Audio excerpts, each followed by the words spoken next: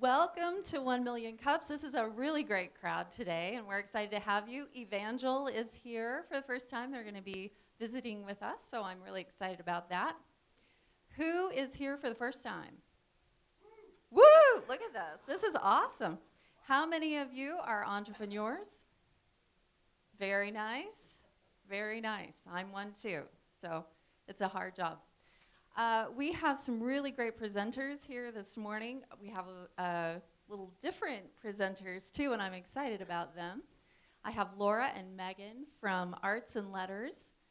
They have a really terrific business, and I'm excited for you to see them. So without further ado, here we go. Here we are. All right. Hello, this is Laura. I am Megan. We're going to introduce ourselves a little bit about our personal backgrounds really quickly, and then we're going to tell you about Arts and Letters and what we do. I'm Megan Rosen O'Neill. My background is in arts, art history, and English. My undergraduate degree is in art history with a little dabbling in some other humanities and English and language and things. And my master's degree is in painting. And I am very involved in the arts community in Springfield. I'm on the board of directors for the Springfield Regional Arts Council. I'm the chairman of the Visual Arts Committee for that council. I have headed up a few little nonprofit interests in the arts in Springfield, and I teach in the art and design department at Missouri State University. And this is my business partner, Laura. Hi there. My name is Laura Provance. My undergraduate degree is in classics, which is what all entrepreneurs studied in the 1600s. Duh. From there, I got my master's degree in classics with an emphasis in ancient history from the University of Arizona. And then I moved to Europe, where I spent most of my time in Rome. And I founded and am still a co-owner of Roads to Rome. It's a small tour agency that does private and personalized tours in Rome and the south of Italy. So it makes sense, probably, that Megan and I opened Arts and Letters. Arts and Letters is a boutique gallery and cultural center located at 214 South Campbell. It opened the 4th of October, 2013. And you can kind of think of it as like a for-profit humanities department, right? So we took sort of what we studied and tried to put it into, and did put it into a business model.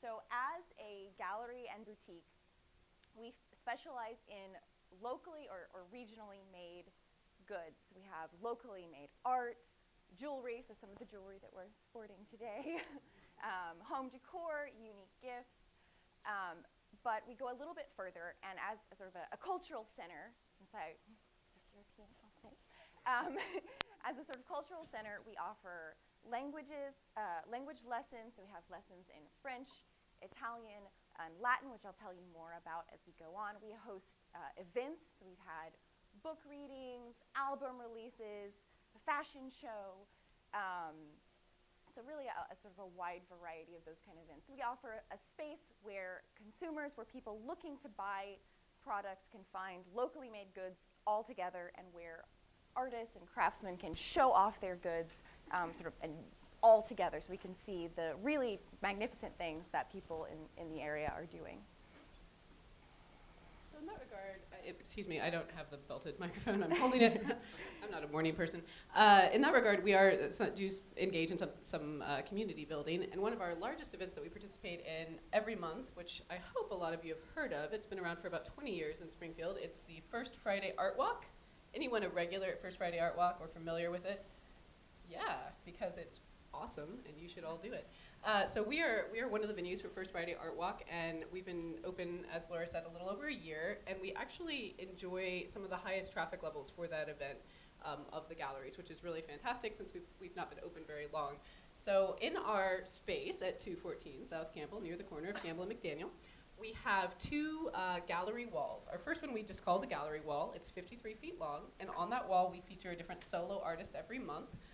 This month, for January, we have the poster up right here for what we're showing. It's H.E. Crone. The show is entitled Birds of a Feather. It was featured both in 417 magazine and the News Leader before that opening, so she's gotten quite a bit of press. It's a wonderful show. I highly recommend you check it out.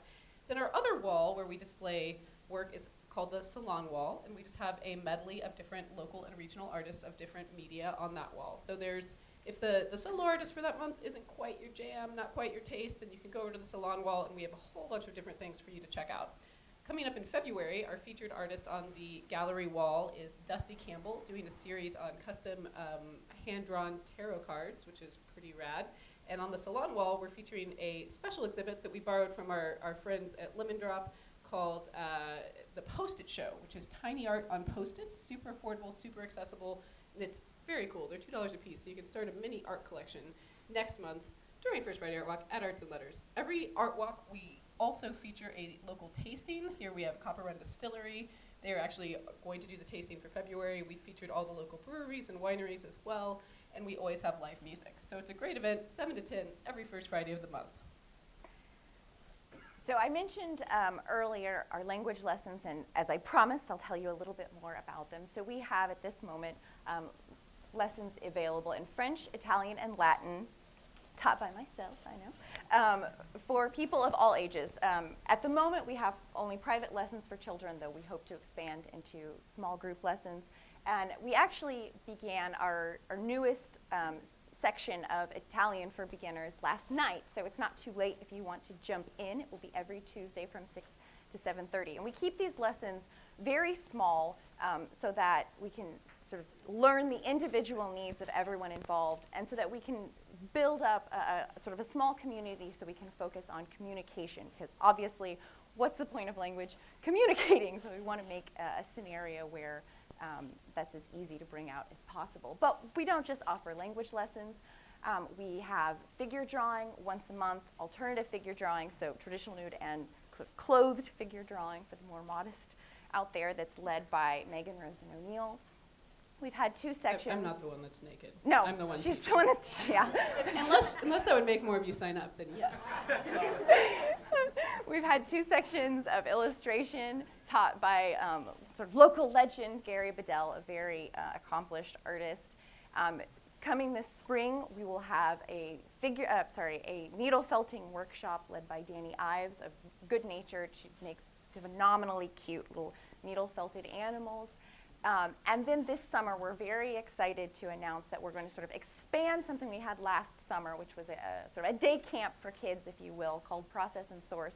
And we're going to turn that into Renaissance Camp. We're really, really excited about it. It'll be an opportunity for middle school aged kids to come down a couple times a week to learn about the artistic and sort of just general humanities developments that came about the Renaissance, as well as some language lessons as well, so Latin and Italian. So we're really excited to sort of keep those things going and offer more courses as we go on into the future. Another thing that we do is we have some special events programming, which Laura mentioned in the kind of overview of Arts and Letters. One of our events that we do every month is Tapas and Topics. Tapas, not topless, tapas, which means like small food. So we always have tasty little appetizer-y things. We have drinks. We have 3 to 4 speakers on a different related theme, and we kind of hop from place to place. So we've hosted one at Gilardi's, one at White River Brewing Company. We're going to be at Springfield Brewing Company in February. We have a few other people on the list for the spring, but I don't want to spoil anything for you. So it's really fun. You come in, it's $5. You get some tasty food, some drinks, and you get to hear about a different cultural theme from local speakers from the community. We have a lot of speakers from the universities and things like that. It's super fun. There's usually a musical element as well. We've also hosted a book release, an album release. We hosted a fashion show. We're participating in Fashion Nation with 417 Magazine. And speaking of them, one of the ways that our business is expanding is we're expanding our advertising. We'll be advertising with 417. Another way that we're expanding is we're going to debut our online store. We have a website. It's artsandletterspringfield.com, but soon we will have an online commerce component of that website that will also feature some of our local people that we have in our boutique already. As far as why are we here? We're here because you guys invited us. But what do we hope to gain from our presentation to 1 Million Cups? What we hope to gain from you guys is your attention and your patronage. I mean, if you're looking for a local resource in your community, we hope you'll think of us the next time you need to buy a unique handcrafted gift for someone. We hope that you will show up for Art Walk and Tapas and Topics. We hope that if you're taking a Mediterranean cruise, you'll come learn Italian first. So we just want our fellow entrepreneurs to be aware that we're here and we exist at 214 South Campbell, and we have a lot of wonderful local cultural happenings for you to enjoy and partake in. Grazie. Bravo.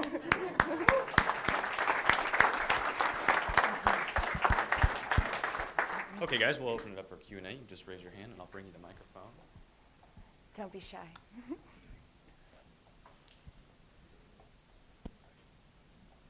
Okay, so I have a question for you on the left. I forgot your name. I'm sorry. I'm Megan. Megan and Laura. Laura. My question for Laura is, and just out of curiosity, you lived in Rome. Mhm. What brought you to Springfield or back to Springfield? Back to Springfield. Well, arts and letters predominantly. I'd been in Rome for it was getting closer to 4 years, and I was kind of trying to decide, do I really want to make sort of my permanent home here? Because obviously Rome is very far away from Springfield. And that's when I started talking to Megan about the possibility of moving back to Springfield, and I was sort of exploring the opportunities that might be available for me. And she said, you know, I've always wanted to open a space, and we started talking about the two, sort of what she was interested in doing and what I was interested in doing, and that eventually led to the idea of arts and letters. And so back I came. But I am from Springfield, so there was a reason why this was the place I wanted to come. Cool. And then one more question. Where do you guys find your featured artists?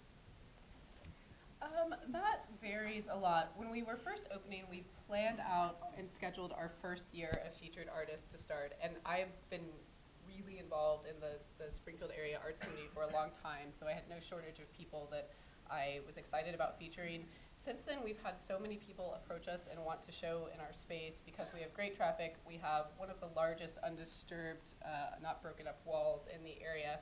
Tom Parker of Drury University says it's the best wall in Springfield. That's brag. I literally, we're booked out as far as we want to book out because we want to keep some spaces open, but we've had no shortage of people approaching us at this point. So yeah, people are excited about us, which is a great feeling. Laura, you mentioned Latin. Yes. And I know that must be on the tip of everyone's tongue. What about the Latin? Yeah, Latin. I've been studying Latin for, I guess, 15 years now. I started doing it in high school, and I just love it. I really love Latin. That's what led me to study classics and then to get my master's degree in classics, which obviously Latin is a huge component of that. We've had Latin for adults in the past, and right now I'm doing a private course for 2 middle school age students. And that actually was really fun for me. It was really exciting for me that it started out as an Italian course, and they were taking it and they were doing a really nice job, and their parents were asking me more about my background, and I mentioned that I knew Latin, and they were like, okay, that's what we're doing. As soon as this is over, we're signing up for it, because they're very scientific minded. My parents wanted to give them sort of that background in the vocabulary, that it is very useful, but also if you're going to study Latin, you're going to get a very sound education in grammar, and that comes in useful, to say the least, when you go to take your ACTs and your SATs. So it's just been marvelous to have those sort of very focused and driven students to interact with something that I love so much. I know you're all Latinists out there. When I originally heard about arts and letters, it was from another artist. And of course, Megan and I sit on the board together, the Television Arts Council. We've had a lot of art galleries come and go. So if I ran into you on the street, how would you describe arts and letters? It sounds like it's more than just an art gallery. And what makes you unique? I think that's one of the reasons, as Laura opened with, we kind of are classified as a sort of for-profit humanities department, if you will. Like, we have a pretty diverse basis for our business. I mean, we're a gallery, but we're also a boutique. A lot of our sales and a lot of our profits per month come in jewelry sales. We also have the courses that we charge for, the language and arts courses. So we have a little more diverse of a profit base than just being a straight traditional gallery.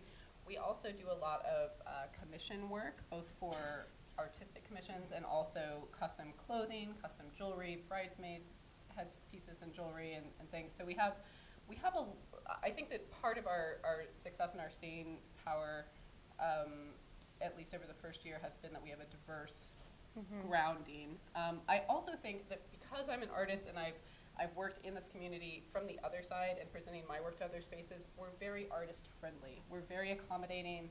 We handle all the PR.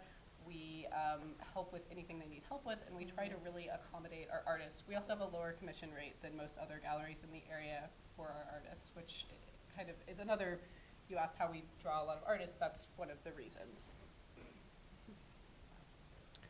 A couple of weeks ago, we had a presenter from the city, Ralph from the city planning, tell us about Who's the Right Moon. back there. I'm sorry. Yeah, back Okay. here. I'm gonna Tell us about the Moon City Creative District for artists. Have you heard about that? No, I have you? have. I thought it might be a good thing for you guys to maybe partner up with. Sure. Yeah, Linda Passeri is, she's really involved in the planning of that. She's also one of the artists at Fresh Gallery, which is right down the street from us. I was actually at a meeting with her 2 days ago, and I love the Moon City Creative Initiative. It's mainly directed over towards C Street and the surrounding neighborhoods, and I am a C Street person. I was at one time the executive director of Lemon Drop after this fine fellow in the first seat up here, Charlie Rosenberry. And so I love Commercial Street, and I love anything that's an arts-oriented creative startup in Springfield. I'm all about supporting, and Linda is fantastic. So we're excited that that initiative is starting, and she's been doing some great community building over there as well, having some live art, like utility pole painting things, and partnering with Public Works in the city. So yeah, we're excited to work with Linda and everyone at Moon City for sure. I have two questions. One, okay, you mentioned that there was tapas and topics. What have some of the topics been? And also, how did you two meet? Like, what's your prior relationship? Right. So Tapas and Topics, we'll, I guess, stress them in order. Our first Tapas and Topics was about Oktoberfest and German culture. And then we moved to Italian architecture, near to both of our hearts. And then what was it, Creations And Collections was and that one was at the Springfield Art Museum. And the one in February is going to be with kind of farm to table and also hops to brewery, craft beer, and the DIY food movement. And it's being hosted over at Springfield Brewing Company. We don't have the lineup for that one finalized yet. We were supposed to meet with Casey yesterday, and she had a run-in. She had another thing. She's one of the only people in Springfield that I think might be as busy as me. But you'll probably notice that we've had 4 Tapas and Topics and 2 of them about beer. So Yeah, I mean, you know what people like. I know what I like. And how did we meet? We really became close friends in high school. We were both on the debate team, so obviously the most popular people in school. Yeah. We initially met in middle school when we played basketball, and she just beat the crap out of me all the time. So I didn't like her in middle school. But in high school, when We we became friends. We bonded Yeah. through our excessive nerdiness. I've got a question. I'm going to be chaperoning some youth at our church, and there's going to be a few other adults going to Haiti in June, and interested in the French. Of course, they speak a Creole down there, but Right. I've had 2 years of French in high school, remember about 3 words. So I wondered, would you be able to put together like a class just for that group Yes. that's going, and would you be willing to do it at our church? And Yeah, absolutely. Okay. Do you have any, can we talk later about Yes, pricing? please. Okay. Please do. Okay. Thank you. We really like doing custom groups like that because they're usually more focused.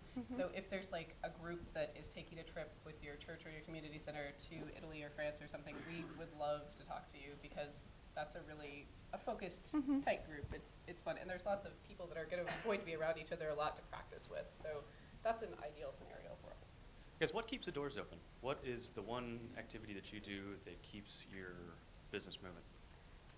I don't know if there is just one solid activity. I think that part of our drive, as I said earlier, is that we have kind of a diverse array of things that we do. I mean, I think it was pretty evenly spread out, at least through our first year in terms of courses, art sales, and then merchandise sales. And as you look to scale up your online business, do you expect the merchandise sales to be kind of the flagship of the business? I would hope that that would grow as we move online, yeah.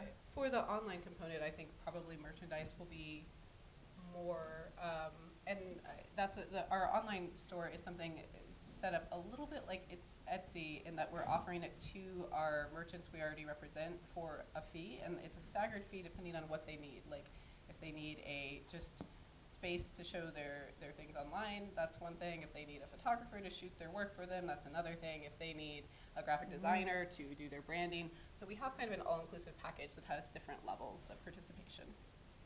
How has the reception been for those outside of the arts community in terms of being a part or like coming in during first Friday Art Walk, etc.?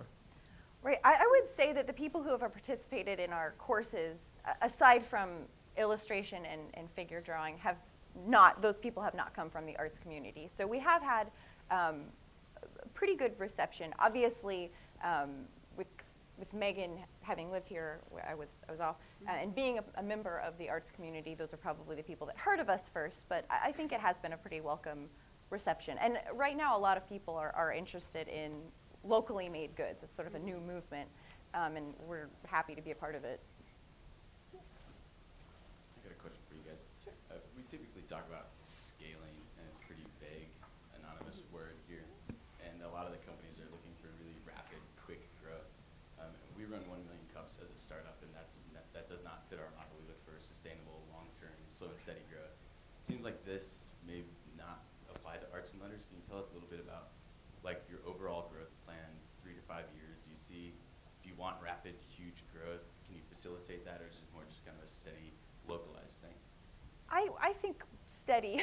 I mean, I think we would like to build a strong foundation because it's so important to us to have this space where people can interact and really grow and flourish in a way that is sustainable over the long haul for us and for the artists. So yeah, I think we would like to have a slow, steady march to victory.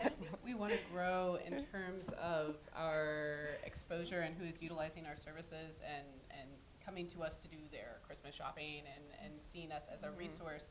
But I mean, we've grown in terms of the people we represent. In our first year, we started with about 20 merchants and artists, and now we have over 100.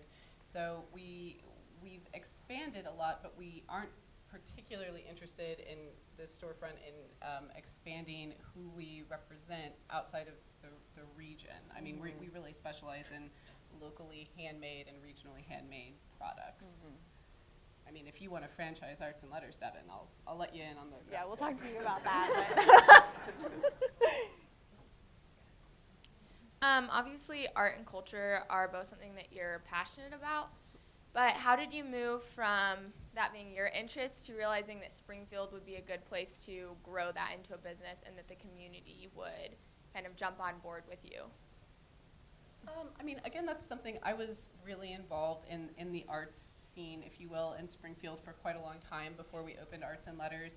And I think it's something, I mean, we have galleries in Springfield, but there aren't that many, and we didn't have anyone who was specializing in locally produced things. And it became such a cultural movement, DIY, local, shop local, all this. And I was like, you know, if we like centered something where it was all, we're serving local artists and local artisans who are making clothing and apparel and jewelry and things like that all in one space, I think that would really attract people.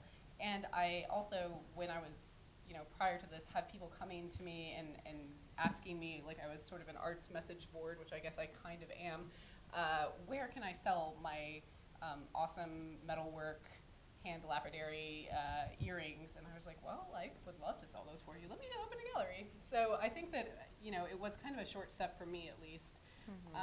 And as far as the language courses, there aren't really other games in town outside the universities. And they're very expensive, and you have to audit or enroll. And we're much more affordable, and we're, rather than academically grounded, I mean, obviously Laura has a huge academic background, but they're conversation skill acquisition based, so they're very practical courses. So that was kind of a new animal for this area as well. Ladies, in conclusion, first and foremost, thanks for coming. Thank you for as having we us. always anchor every presentation, as a community, as a group of diverse people in this room, what can we as a community do for you, do for Arts and Letters, and continue to build that foundation here in Springfield for you? Well, as Megan said, come check us out. We're really wanting all of you to know that we exist, and to know that if you are looking for someone that can teach kids some French so they can go to Haiti, come to us. If you're looking for a really beautifully made, locally made piece of jewelry or a unique gift or a customized piece of art, you know, something that's created just for your home, we hope that you come and let us put you in contact with the person who can do that for you. Definitely. Shop local and local original art, not prints from Pier 1. Come on. Yeah, man. Thanks, guys. Thank you.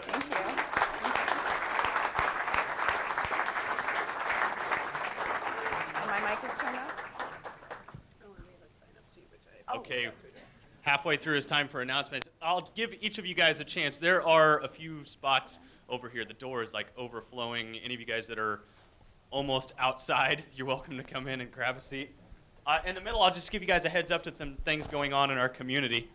Devin, bring those two up here. But first, I want to let you know about Startup Weekend. That's the first thing up here on the list. It's a weekend-long business plan competition.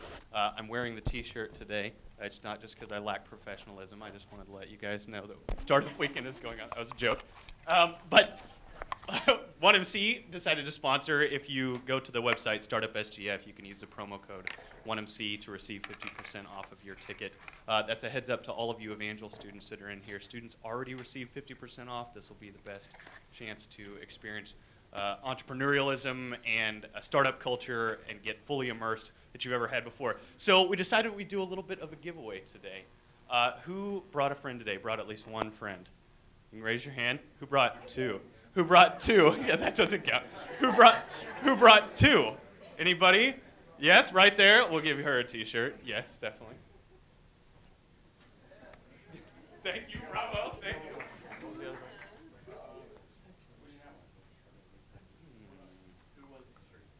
Who wants the shirt the most? Yes. There we go, all the way in the back. Thank you, bravo. Also want to give you guys a heads up. To Mata, which is going on right here tomorrow in this room at 4 p.m. They serve wine. They've got nice breads and cheeses. And then the Real Estate Investors Group is also tomorrow, 6 p.m. at the Pasta Express. Which Pasta Express is it? On West Republic Road. So without further ado, I'd like to introduce our next presenter. He has been a presenter here before. He was one of the first guys that we recruited. He's really been a flagship entrepreneur in the community. You students pay special attention to this guy and the methods that he used to see success, because he's seen a tremendous amount of it, and I hope that you'll pay a little bit back to us here today. So without further ado, Brian Mansker with T1 Race Bells. Guys, thank you so much. You guys, it was very exciting to me to see how many new people and new faces are in this room. That's just pretty incredible. 1 Million Cups is really an organization that does a great stuff for entrepreneurs. And so I'm gonna get started. Buckle your seatbelts because I'm gonna fly through a lot of stuff. I started this company because of that kid right there. That's my son. He's one of the top runners and triathletes in the country. Just happens to win occasionally. That was my very first prototype for a race belt. Let me give you a little bit of background. I invented a magnetic race belt for triathletes and runners, and that was my very first prototype, made out of an inner tube from a bicycle tire in my garage. Then we moved on to doing some different. We used neodymium magnets and we dremeled out the inside, and that was our proof of concept. Shortly after we applied for a patent, we received our patent a little over a year ago. Then we started with our tooling and getting things, all of our manufacturing lined out, and that was a journey in itself. We did find some pretty early success. This is Triathlete Magazine, really enjoying our product. There's Triathlete Magazine Germany. There's Velocity News in Spain. There is Triathlete Magazine Canada. I guess we're hot in Japan. I had to Google Translate because I am not. Some people would say I don't even speak English well. This year we were best year of 2014 in Triathlete Buyer's Guide. That's a huge deal for a one-man company. That so got some neat success from that. Competitor.com put us as Gear of the Week with our new running line of belts. We knew that we needed to expand what we were doing. We knew that we needed to grow the market. Triathlon is a pretty specific market. There's about 11 million more runners in the United States than there are triathletes. So with our new running line, we came out with that and have been very, very well received there. We're the official race belt of the Legends Tri. We're the official race belt of the national championships, the long course triathlon national championships, which will also be the ITU World Championships next year. So we're pretty excited about the opportunity to position ourselves there. We're also the official race belt of Leon's World's Fastest. It's a CBS televised race that they gave us a minute and a half on CBS Sports last year. It is also this year the all-military national championship. So we're very proud of being able to support our military and being a part of that event. That's kind of where we started. It's a little weird to have people come up to me and want to take my picture. This was actually Austin, Texas, just a few weeks ago. This was our booth there. We've got two 14-foot flags. We've got some tables, backdrops. A little hard to see some of those pictures with flags, but that was our booth down in Austin, Texas. A thing called the Running Event. The Running Event is a special show for independently owned running stores throughout the United States. At that, we picked up Podium Imports. This is our distributor in Canada. We picked up these guys. This is our distributor in Israel. Again, there's our sponsorship stuff with Leon's. There's the Ironman World Championships, Boston Marathon, one of our top pros, #1 in the world, female, #3 in the world. This is one of our local athletes, kind of showing off our stuff at the Golden Gate Bridge. #1 man in the world, Olympic gold medalist, Olympic silver medalist, winning the Beijing International Triathlon with our race belt. We started to have a few pushback as we started to grow and get into bigger stores. Bigger stores are much more particular about products and packaging. As you can see, the magnets cause some differentiation between, they don't lay flat, okay? So we had to kind of do some redesign to overcome. This is what we've come up with. As a startup, as a company that does your own stuff, I started with a square one, and then I made an angled one, and you go through the process of developing, and then we ended up with a new packaging here that actually gaps the magnets 1.5 inches or a little over an inch, that will allow them to hang, and it also allows the customers to see the quality of the product and play with it right there. Have to give a little bit of a shout out. I was trying to design this, and I grabbed, I was sitting out here in the foyer, and I'm trying to design this, and these guys, they came over, helped me out, kind of got my layout so that everything would work. They helped me tweak that and get that to the factory over in China, and then this is the final, where everything kind of folds and does everything so that you can see the gap between the product. Where are we going from here? This is a party. So there's our new packaging. Supposed to be done last Friday. Factory calls me and says, won't be till the 24th. Yay. This is a photo shoot we did about 3 weeks ago for Amazon. Amazon wanted new photos of the new products. When Amazon wants some things, you definitely want to make sure you pay attention to that. So these are some of the photos of the new products with the. This was a new kind of venture for me. As I grow, I can't just do things like a small company always. So I actually had to contact GOO to make sure that I could use their images in my products. And I contacted Ultramax Sports and made sure that every image in that has permission to be used for my product. There's a new pink one, green, and black. I told you it was going to be a ride.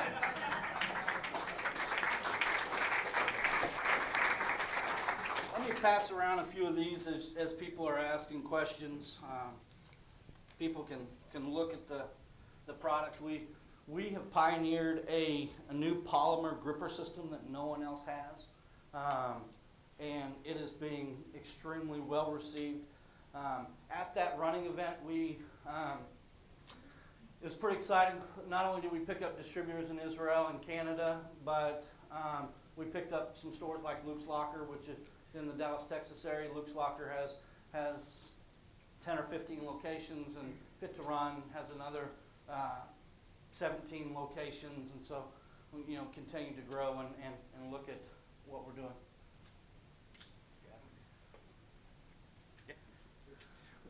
Two questions. What's a race belt for? And secondly, when you did your patenting, did you go with an international patent or just U.S.? And if you did, what was involved in that?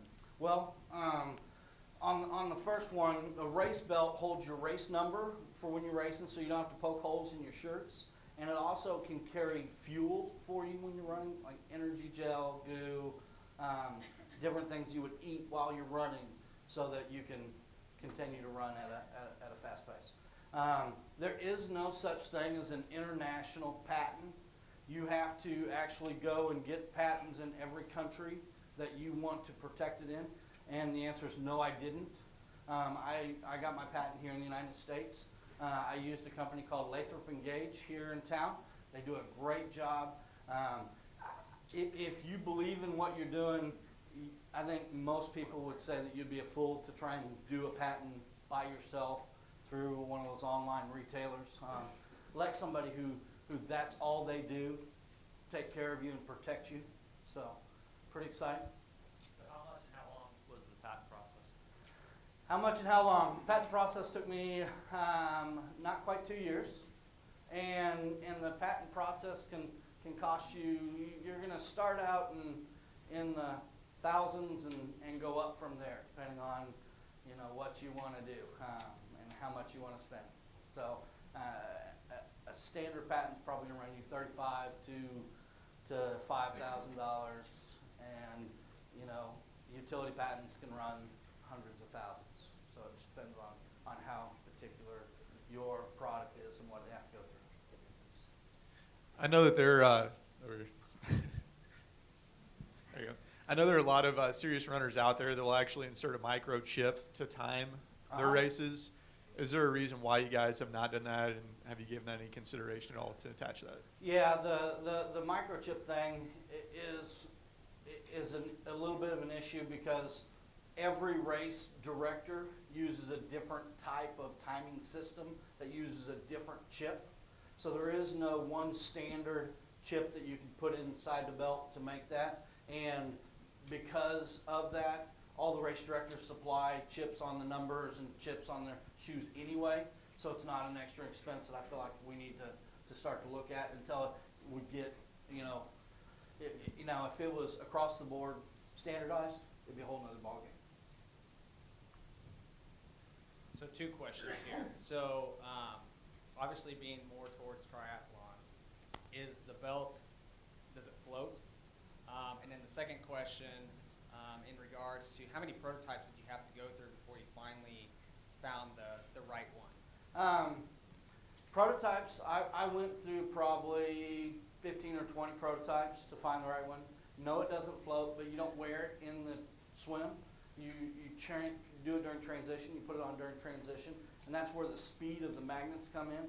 And one of the things with our running line of belts that has a standard clip, runners don't need the speed of the clip, the magnetic clip, and runners don't spend the money that triathletes spend. So we have a premium product in the tri line, and we have a premium product in the runner's version. Brian, take us back to the beginning.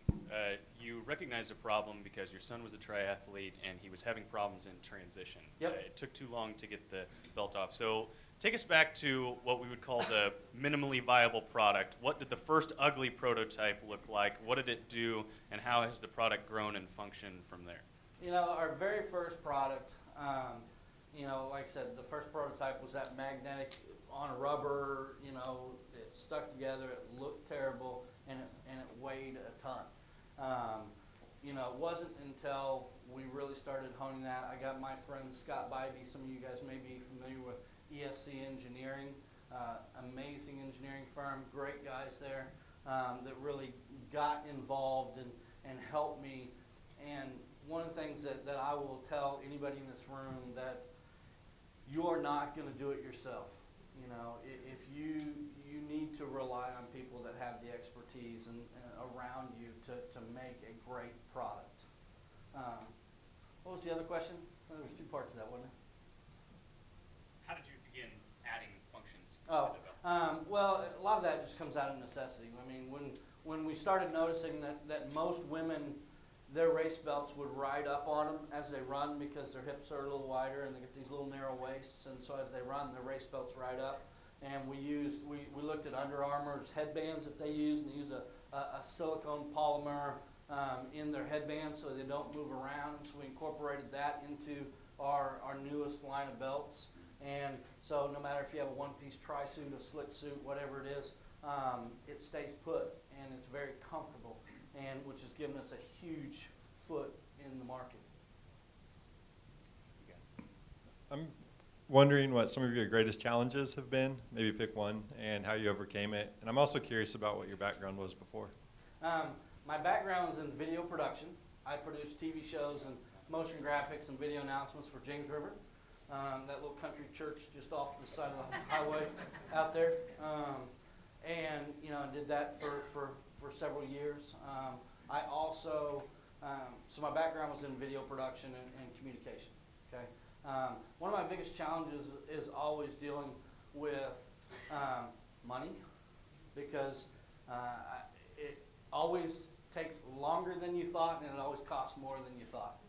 Okay, so money's always plays a role in what you're doing and how fast you do it. And then the other is it at the very start, it took me a while to get the contacts that I really needed to be efficient overseas to manufacture and be competitive.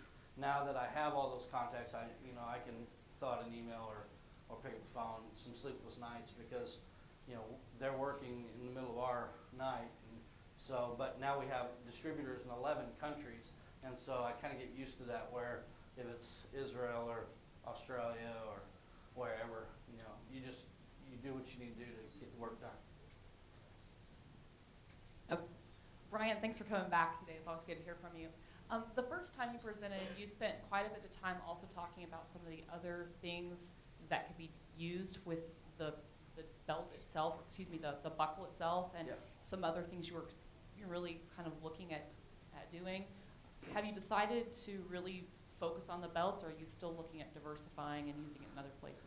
No, because I own the patent on that magnetic buckle. That magnetic buckle can be used on thousands and thousands of other products.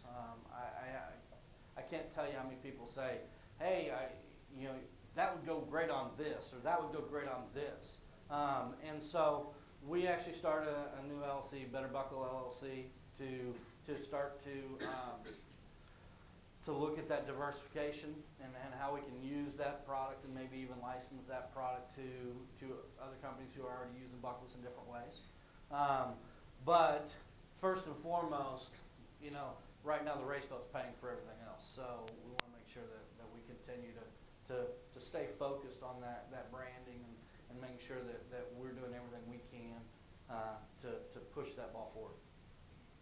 That's what I was going to ask about your patent. What was exactly is it for? And is it for just the fastener? Yeah, it's just the buckle. It's okay, not the so belt itself. That's fantastic. Yeah. Is it a utility patent? It is not. It is a design patent. Hi. What was well, I was really close. What was the product that was available to athletes before the race belt? Were they just putting the different goos and things in their pockets, or was there another race belt available before? There was another race belt available, and it was designed with a speed, buckle, the standard backpack style clip, and so every race belt on the market. And I didn't start out to invent a race belt. I wanted to buy a product that was better than the clip version that we had that my son struggled with. So I looked at every single race belt on the market. Everyone used a male-female backpack style clip, and that's when we went, okay, there's nothing out there, what can we do? Yeah, hi, Wes Hester, Foxhole. Hey, you know, so many times as you start up a company, and you mentioned it, the financial part of it, can you talk a little bit about that life cycle for you? I mean, did you mortgage your home? Did you take loans? Did you go to a VC? And kind of how are you going to take that forward? How are you going to scale? Do you have the right financing in place? You know, those kind of things are really important to an entrepreneur. Sure. You know, I've gone through kind of the life cycle, you know, with kind of friends and family kind of deal, and then pulled every ounce of money out of my retirement, which hurt because, you know, you've taken a pretty big hit tax-wise, pulling all that out, but I believed in the product enough. And then, you know, I really need to thank the ORCDC, which is a community foundation that does loans and things for, you know, for entrepreneurs that are looking for resources. And that's one of my most recent things. And I no short thanks to these guys at A Million Cups, because those guys pretty much heard about what I was doing here at 1 Million Cups, and those guys been great. Yes. What are your margins? How much do they cost for you to make? What do you wholesale it for? What do you retail it for? I have very good margins, and I wholesale them for $10.75. I retail them for $28.95, I distributor pricing is $10.75. Wholesale pricing is $14.50. Retail price $28.95, and that's on the magnetic version. My cost is substantially less than that. He answered my first question, but my second question is, if I wanted to buy one today, where would I go? You know, we're in about 60 stores in the United States. We've got about another 30 to 40 more stores that will come online in the next few weeks. Ultramax Sports here in town carries them. Ridge Runner Sports carries them. And Amazon, Trisports.com. I mean, you just kind of, if you do a Google search for T1 Pro or magnetic race belt or any of that, you'll see all kinds. I don't know who's got it. I have two questions. The first is, do you make a belt that you can carry liquid, like water or other Gatorade or whatever, even a running belt?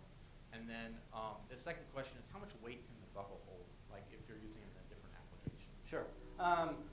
There's a couple things in that question. Let me start, I'll work my way backwards. Right now, it's designed to hold 8 to 10 pounds of pressure, okay, before it releases. We can design that through the neodymium magnets to hold whatever pressure that we need for a specific product. So that's a little bit limitless as far as what we're doing. Right now, we do not have a water belt, a Gatorade belt, or anything like that. It's definitely on the radar, but it's down the road. The design and development of the tooling to make those individual water bottles and to do it in a way that's exceptional would be challenging. Our actual next line that we're adding to it is a pocket system that will go on our belts for carrying your phone, you know, diabetics, those kind of things. Yeah, so you started this because of your son, I mean, at the very base level, but now you're rubbing elbows with Olympians. You know, that's a really awesome thing. How do you stay grounded, you know, as you progress and get bigger and larger, bigger markets? How do you keep that grounded? You know, it's really easy because I always tease people that if you send an email to sales@t1belt.com, it comes to me. If you send to info@t1belt.com, it comes to me. The phone call that comes in at 1 or 2 in the morning from the Philippines, it comes to me. You know, and to be honest with you, a lot of those Olympic guys, and I do work, I have 25 of the top pros in the world, and a lot of them are Olympians in their own countries and in this country. And they just work their tails off, you know. Everybody puts them on this pedestal, but they get up in the morning super freaking early. They go work out. They come back. They take a nap. They eat. They go work out. And they come back and they eat. and they take another nap, and they get a massage, and then they go work out again. You know, it's not a highly glamorous life as far as, I mean, outside looking in, it is. But it's a lot of work for those guys to get there. And so typically those guys are pretty grounded too. Okay, 2 questions. So 1, how long has this journey been from like the night you made the first prototype all the way to today? And 2, just for all the entrepreneurs in the room, as someone who's built a successful international business, what was the biggest mistake you learned from? What would you do completely differently if you could do it all over again? Say the first part of that question again? How long has it been since the night you made the first prototype? When I came up with the concept through getting my patent was about 2.5 years, and then it took me about another 8 to 12 months to actually get my manufacturing solid, because I didn't have a background in manufacturing, and so there was a few hiccups there. Things you need to know about China is they do exactly what you tell them to do. And the things that you need that are downfalls with China is they do exactly what you tell them to do. And not having an engineering background, not knowing about plastics and all these things, I made a few mistakes early and figured out that I needed to be the expert. And so, I went ahead and did some things to follow up with that. But probably the number one mistake I made was probably early on, thinking that the Chinese would free think and they would, even if they knew that there was a problem, they would fix the problem for me, and they won't. They will only make it as you tell them to do it. So that's probably my biggest, earliest hurdle. I was wondering how much protection that patent gives you. I would think somebody else could come up with a different magnetic clip that wouldn't be protected, and has anybody come up with one? They haven't. One is it's very expensive. Those neodymium magnets are one of the only ways to do that, and it's very expensive. 2, yes, somebody can, and I kind of look at myself a little bit like Apple. I've got 3 or 4 generations of updates, so the second they go ahead and try and copy something, we'll move to the next greater, better thing. And so we definitely have that in our pocket, because we want, just like our new polymer gripper system, that's something that I couldn't patent. They will come out with it, but it's nice to be first to market with it and be the innovator and not the copier. Brian, I got a personal question for you. You work full-time, you got a wife, you have at least 1 son, you have at least a full-time business. 3 kids. 3 kids. How do you keep it all straight? How do you balance it all? How do you sleep? How do you deal with stress? How do you keep going? I just keep life really easy. There's so much going on. Last night, my daughter had a swim meet at the natatorium. My son was at a basketball game, and my other daughter was at a 7th grade basketball game. So we were in 3 spots and different times. And I've got a great wife that helps shoulder that load to shuffle kids around. And my wife also really takes up the slack as far as, because my life changes minute by minute, and she is okay with that. And so if there are times when I need to work, and she supports that, and that's a huge, huge benefit. Brian, when is it going to come to the point where the sales emails no longer go to you, and you can drop one of these obligations so that you can free yourself up a little bit more? I actually have a number that when we hit that number, we're going to, I'll be able to go full time with it. And I think we're about 8 months to a year away from that. And then obviously the next step is going to be, starting to develop those things. And what I've done in the interim is I've started to hire independent reps, because they already have the relationships, and I've built relationships with like Swiftwick Socks. And because Swiftwick Socks only does socks, they're in the running community, they're in all the tri-shops, they're in all the stores anyway, so why not use their reps to go ahead and market our product, because it's just an add-on, and they already have the relationships in those stores throughout the country, so it becomes really easy for them to and those guys really believe in our product. Brian. I've known Brian from the very beginning, and it's just so fun to see him up here. And he is the real deal. He's just awesome. His kids are awesome. I know them personally. But I know from the very beginning as an entrepreneur, it's the honeymoon phase. Everything's fantastic. People are cheering you on. And then it's that middle phase where people start bringing in doubt. They actually bring discouragement to you. Just because there's a lot of aspiring entrepreneurs here, what would you say is what motivated you to press on? And I know one would be you believed in your product, but entrepreneurs do believe in their product. But what is it? Like, what are some of the key points that you said, okay, I got to remember this to press on to where now you're entering the glory stage where everything's fantastic? Well, I don't know that I would go that far. But you're right. It's very difficult. Being an entrepreneur is very difficult. Financing is very difficult. There's nothing easy about it. I mean, I can't tell you how many people, when you have a successful product, people come up to you all the time like, hey, I've got this idea. And I'm like, all right, let's talk about it. And, and you go through the process and what I go through, and they're like, oh, no, I'm not going through that. I'm not willing to mortgage my house. I'm not willing to do, because other investors want to see that you're bought into this. If you have doubt, I would say don't do it. If you are willing to stay up late, you're willing to miss meals, you're willing to mortgage the house, you're willing to do all the things that it's going to take a product from nothing through a successful product that's on the world stage, then I would say absolutely, and I have always availed myself to help people in that process, because I didn't do it by myself, and other people, I don't believe unless you have just deep pockets and ready to make some mistakes, should or could do it yourself either. Hello.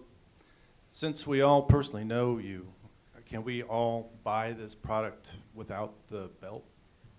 Can you buy I have another application that I could use it for, yeah. And I'll be glad to tell you about it. Okay, absolutely. Let's sit down and talk, and we'll see what we can do. Yeah, absolutely. Cool. I mean, because I can order these and whatever we need. Real quick one. Are you using different packaging for, like you mentioned, wholesale versus Amazon or things like that? So if you're just a direct buyer through Amazon, are you getting different packaging for that? I don't have to do different packaging for Amazon than I do for everybody else, but I do have to do I had a distributor that sells in California, and California requires a Prop 65 warning on every label, or you have to go through a process of testing for 200 or 300 trace elements and and you know as well as I do, anything that is made of plastic will have one of those trace elements in it, and so it's just much easier to put the warning Prop 65, this product may contain whatever. And so we've had to as we've grown, as we get into new markets, there are changes to the packaging that we have to kind of adhere to. But yes, it's the same packaging for no matter who it is. We just adapt that as we need to. Brian, we're a couple minutes past time, so we'll wrap up here. Just so everybody has a heads up, Brian presented with 2 days' notice, and it's totally impressive to see you so put together and excite the audience like you do. As we wrap up here, how can we as a community help you? Just keep supporting entrepreneurs. I mean, that is the largest key, because not everybody has enough money. Not everybody has the contacts to start their second factory in Ningbo, China. Not everybody has the ability to do the things that I've been very blessed to be able to do. And I mean, money is still, the key. When you're developing a product, it always takes more time and it always takes more money than you think. So, guys, thank you so much. Thanks, Brian.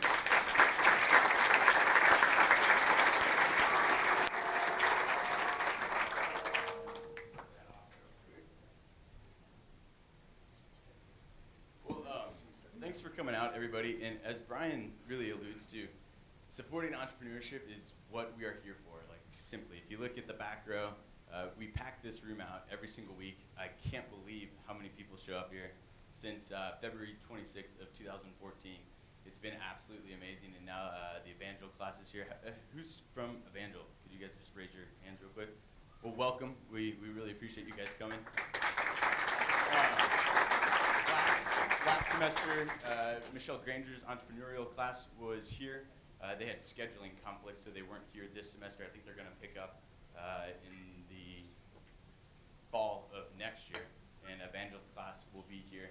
I'm going to take a little bit of a migration for the rest of winter, but I will be back, and I would ask you guys to continue the support of this community and of this organization. And Chad Carlton right there, Sterling Huff and Deb and the rest of the team, help them out while I'm gone. We're always looking for entrepreneurs and startups and community events and even nonprofits that can benefit from this platform. We're here every week, always at 9 a.m., so thank you guys, and we'll see you soon.